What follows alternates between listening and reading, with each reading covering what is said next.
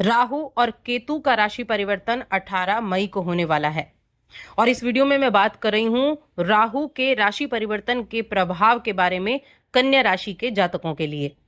देखिए, राहु को और केतु को इनको छाया ग्रह बोला गया है, मायावी ग्रह बोला गया है। यानी ये कोई प्लैनेट, ये कोई ग्रह नहीं है, ये छाया प्लैनेट है जो कभी हमें दिखाई नहीं देते, लेकिन इनका प्रभाव सबसे अधिक आपको अपने जीवन पर देखने को मिलता है। और अभी आपने सुना भी है, राहु का युग है। जो भी आईटी फील्ड है, जो भी विज्ञान से जुड़ी हुई चीजें हैं, सब राहु से जुड़ी हुई चीजें हैं। अब ये जो राहु है और केतु, ये 18 महीने एक राशि में रहते हैं, उसके बाद राशि बदलते हैं। इस तरह से 18 वर्ष में इन सभी 12 राशियों में इनका चक्कर हो जाता है। अब 18 वर्ष के बाद राहु अपनी मूल त्रिकोण राशि कुंभ राशि में प्रवेश करने वाले हैं। अभी तक ये मीन राशि में थे, गुरु की राशि में। वहां की जो अपनी यात्रा है उसको समाप्त कर 18 मई को ये कुंभ राशि में आ जाएंगे, जो राहु की भी राशि कही गई है। यानी कि शनि की तो वो मूल त्रिकोण राशि है ही, लेकिन राहु की भी मूल त्रिकोण राशि है। एक तरह से राहु जो है वो कोलॉर्ड बनते हैं उसके। अब देखिए, राहु को अगर आप देखें तो ये भौतिक इच्छाओं को दिखाता है। जो बाहरी दुनिया है ना, ये इसमें आपकी इच्छा को जागृत करता है, महत्वाकांक्षी बनाता है। साथ में छल भी देता है, कपट भी देता है और भ्रम भी देता है। और बहुत बड़े परिवर्तन आपके जीवन में राहु के द्वारा देखने को मिलते हैं। वैसे तो राहु और केतु एक ही शरीर के दो हिस्से हैं। राहु को ऊपर का हिस्सा यानी कि गर्दन तक का और नीचे का हिस्सा केतु का है, लेकिन दोनों में अंतर बहुत ज्यादा है। एक अगर बाहरी दुनिया को पाना चाहता है तो एक आंतरिक, अपने अंतरात्मा यानी कि मोक्ष का कारक कहा गया है केतु को। यहां मैं बात करूंगी राहु की। केतु की हम अगली वीडियो में बात करेंगे कि कन्या राशि के जातकों के लिए आने वाला 1.5 वर्ष कैसा होने वाला है। तो देखिए, हम राहु की बात कर ही रहे हैं, तो यहां अगर आप देखें तो राहु जब कुंभ राशि में रहेंगे तो इस राशि के 3 नक्षत्र होते हैं, घनिष्ठ नक्षत्र, शतभिषा नक्षत्र और पूर्व भाद्रपद नक्षत्र। इनमें से शतभिषा नक्षत्र राहु का है। जब इस गोचर को करने के बाद राहु शतभिषा नक्षत्र में पहुंचेंगे तो वो सबसे ज्यादा अच्छा समय होगा, जब राहु के पास हर वो पावर होगी कि वो आपको हर एक तरह के रिजल्ट दे सकता है। और ये कब पहुंचेंगे इसकी हम चर्चा बाद में करेंगे, समय आने पर, जब इनका शतभिषा नक्षत्र में गोचर होगा। अब इस जो गोचर है, इसके अलावा इससे 4 दिन पहले यानी कि 14 मई को गुरु का राशि परिवर्तन भी हो चुका है मिथुन राशि में। गुरु और राहु का एक योग भी बनेगा जिसको बोलते हैं नवम पंचम योग। यहां राहु गुरु को पंचम दृष्टि से देखेगा और गुरु राहु को नवम दृष्टि से देखेगा। यानी कि पूरे 1 वर्ष तक गुरु की दृष्टि राहु पर रहेगी, जिससे उसके नेगेटिव जो इफेक्ट हैं वो आपको कम देखने को मिलेंगे।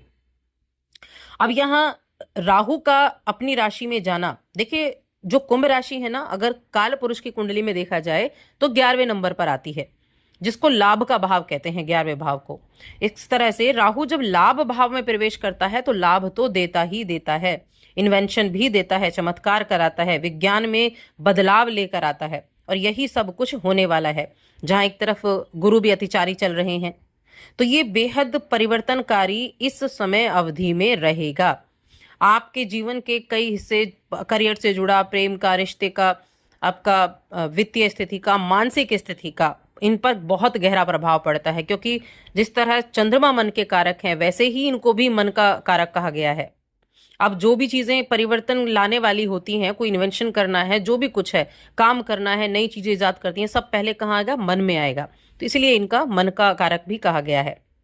अब चलिए हम इसका प्रभाव जान लेते हैं कि कैसा आपके लिए होने वाला है।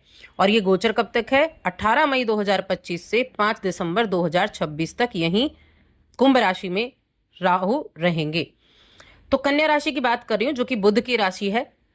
वैसे तो बुध की राशि जो इसकी राहु के लिए है, ये मित्र राशि होती है, लेकिन कन्या राशि के जातकों के लिए 6ठे भाव में जाएगा। अब देखिए, जहां भी राहु बैठता है वहां वृद्धि करता है, जहां देखता है वहां वृद्धि करता है। गुरु भी वृद्धि करने वाले, ग्रोथ को बढ़ाने वाले हैं, और राहु भी ग्रोथ को बढ़ाने वाला है। अब 6ठा भाव राहु के लिए अच्छा भी है, लेकिन कुछ चीजें सावधानी पूर्वक भी हैं। तो देखिए, अनुकूल रहेगा, इसमें कोई शक नहीं है कि आप यहां से जुड़ी हुई चीजों से लाभ तो प्राप्त करेंगे। किसी भी तरह का कंपटीशन क्यों ना हो, वहां आपको विजय प्राप्त करने की आपके अंदर क्षमता होगी। हर तरह की बाधाओं को दूर करने की आपके अंदर क्षमता होगी, आप सहायक होंगे।